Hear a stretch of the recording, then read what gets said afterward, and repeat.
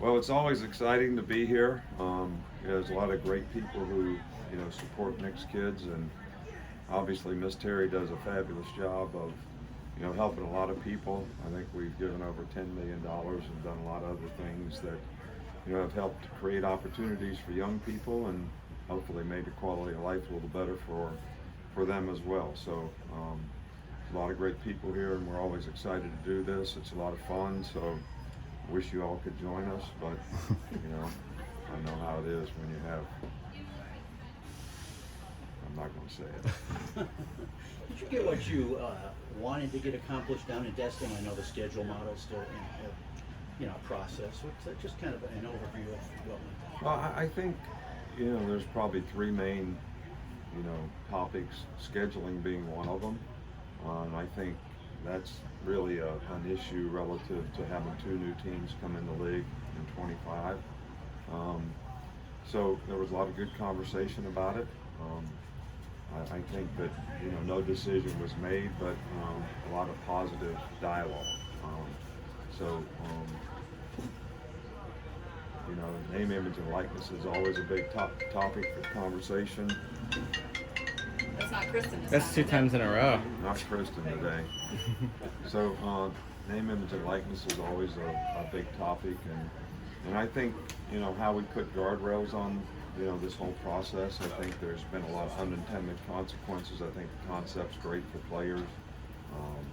We all want players to do as well as they can, while they're going to college, but still be able to stay focused on developing careers on and off the field to the degree they need to. So, that's always a huge thing. And then how it impacts, recruiting. And I think, those are some of the topics we always go through. Rule changes, and the big rule change this year is probably about blocking below the waist. There's some changes in that, but other than that, pretty status quo. I think this is the first time we've gotten to talk to you since the transfers came in. Can you kind of talk about a little bit about what they bring, the recent ones that came in? Well, I really, they came to school on Tuesday. We had a team meeting last night on Wednesday. Today's their first workout day. So other than saying that they're there, and I saw them in the team meeting, obviously we wouldn't have recruited them if we didn't think they could, help our team in some way, because, we're still always trying to develop our team with good young players in the program, and if we're going to take guys out of the portal, they're guys that we think can, impact and affect the team immediately, and we'll just have to wait and see how it goes this summer, how those guys develop, learn, grow in the system, but we're hopeful that they'll all, add some value. In terms of Harrell and Kitzelman individually, what do you see, like when you were decided to bring them in, what did you see about each one of those? Well, Tyler Steen has started, lots of games in this league. Harold was a big play receiver for, his team. We thought we could use somebody that could add that. We added a tight end from junior college that was, adds depth to that position. Who else that wasn't there in the spring? I think that's you hit them all. Yeah. Okay. Were all the guys that you were able to sign this recruiting cycle, were they able to get on campus, all your freshmen? Everybody's here. Okay. Yeah. Coach, you've hired a number of assistants from the NFL. Going forward, do you think attracting assistant coaches to come from that league could be more difficult because of the environment of NIL and the portal? No, I think that people don't look at those circumstances when they're making professional decisions. This is just my opinion.